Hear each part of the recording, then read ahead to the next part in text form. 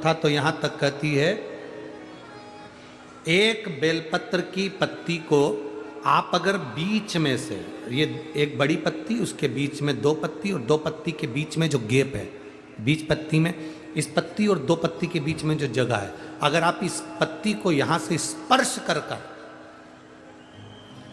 इस पत्ती को यहां से स्पर्श कर कर शंकर भगवान के शिवलिंग पर अगर आप श्री शिवाय नमस्तुभ्यम कहकर, पंचाक्षर मंत्र नमः शिवाय कहकर, षडाक्षर मंत्र ओम नमः शिवाय कहकर यदि शंकर के शिवलिंग पर समर्पित करते हो तो वो 108 बेलपत्र का काम कर जाती है। पकड़ने का स्थान देखिए,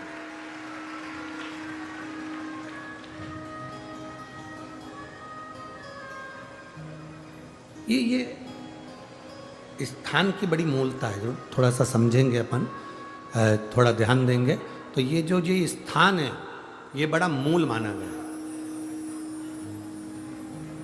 बेलपत्री की बड़ी पत्ती, नीचे की दो पत्ती, उसके बीच में जो खाली डंडी जो दिख रही है, इसको अगर पकड़कर बेलपत्र समर्पित कर रहे हैं तो 108 बेलपत्र के बराबर हमें फल प्राप्त हो रहा, 108 बेलपत्र।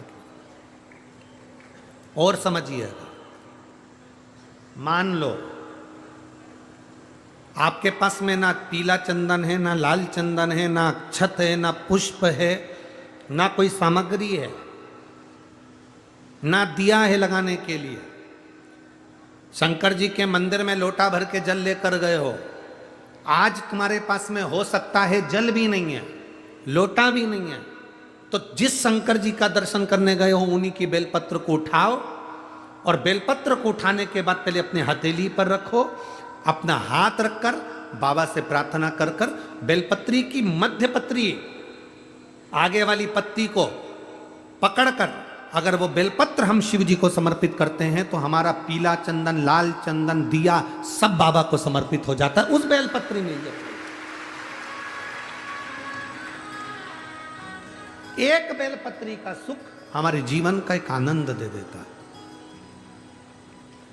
हम तो यहां तक कहेंगे, अगर कभी जिंदगी में तुम्हें लगे कि गुरुजी मेरा पैसा फंस गया नहीं मिल रहा है, या मेरा पैसा अटक गया नहीं मिल रहा है, या मेरा घर में धन नहीं है, बहुत तकलीफ की ज़िंदगी चल रही है, आप ये बेलपत्री का जो दो पत्ती है ना, ये दो पत्ती इस जगह से पकड़कर, आपको लग रहा है कि पैसा नहीं है, काम बहुत बड़ा अड़ा है, बेटे की शादी, बेटी की शादी, या मकान या दुकान, कोई काम अड़ गया, ये दो बेलपत्री की पत्तियों को पकड़कर अपनी कामना कर कर शिव जी को समर्पित करो और एक लोटा जल बाबा को चढ़ाना प्रारंभ करो।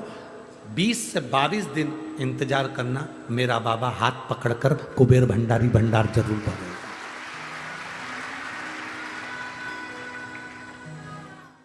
दो पत्ती को पकड़कर, लोग कहते हैं ब्रह्मा विष्णु महेश हैं बेलपत्री में,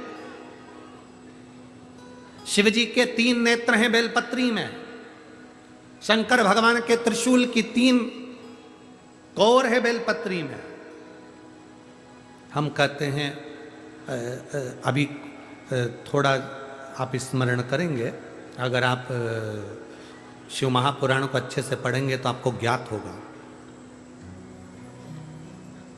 कुबेर को धन देने वाले कौन है? बोलते जाओ जरा जमकर, कुबेर भंडारी, कुबेरेश्वर महादेव, मतलब शिव शंकर कुबेर को धन देते हैं।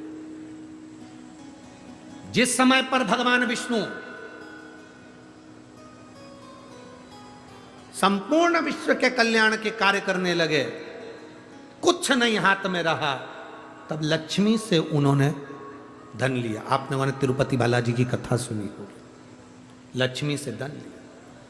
लक्ष्मी इन जीवों के कल्याण के लिए तो मुझे धन दे दे, लक्ष्मी ने धन दिया। एक दिन नारायण ने पूछ लिया लक्ष्मी से, लक्ष्मी मैं नारायण, मेरे पास भी संपदा की कमी नहीं, पर तेरे पास लक्ष्मी इतनी संपदा कहां से आती है?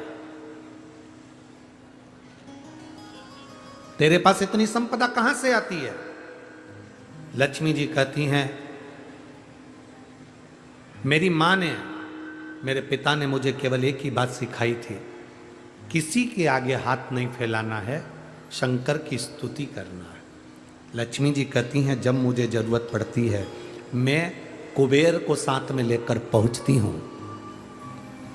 बेलपत्री की ये बीच वाली पत्ती है शिव, माता लक्ष्मी और कुबेर उन दोनों के सामने हाथ पसार कर कुबेरेश्वर महादेव से मांग रहे हैं, भगवान शंकर से मांग रहे हैं।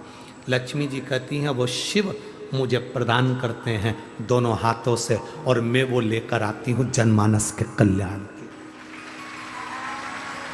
जब हम शिव जी को बेलपत्र चढ़ाते हैं तो इस तरह से पकड़कर जब हम कामना कर कर चढ़ाते हैं इन दोनों पत्ती को लक्ष्मी और कुबेर का स्मरण कर कर, कुबेरेश्वर बाबा का स्मरण कर कर जब हम शिव जी को समर्पित। हाँ, थोड़ा सा ध्यान देंगे, बेलपत्री की जो डंडी होती है वो शिवलिंग पर जब चढ़ाई जाए तो जब हम दो पत्तियों को पकड़कर चढ़ाएंगे तो इस डंडी का मुख जहां अशोक सुंदरी की जगह है जहां से पानी बहता है, इस डंडी का मुख उस ओर होना चाहिए। बस इतना जरूर इसमें, वो डंडी का मुख उस ओर हो जहां पानी बहता है।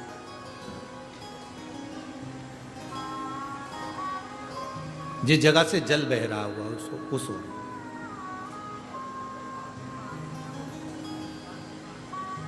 बीस 22 दिन प्रैक्टिकल करना। सियोर वाला महाराज कहीं झूठ तो नहीं बोल रहा है? पकड़ना चाहिए, अगर झूठ बोले तो तुरंत पकड़ लो। हे महाराज, अगला पत्र तुम ऐसे ही भेज देना, ओ महाराज झूठ बोले थे तो पकड़ना चाहिए। कहीं सियोर वाला महाराज ने झूठ तो नहीं कह दिया? बेलपत्र को कहाँ से पकड़ना है, किस स्थान से पकड़ना है, किस जगह से पकड़ना है और कैसे बाबा को समर्पित करना है, उसका भी वर्णन हमारे शास्त्रों में लिखा हुआ है।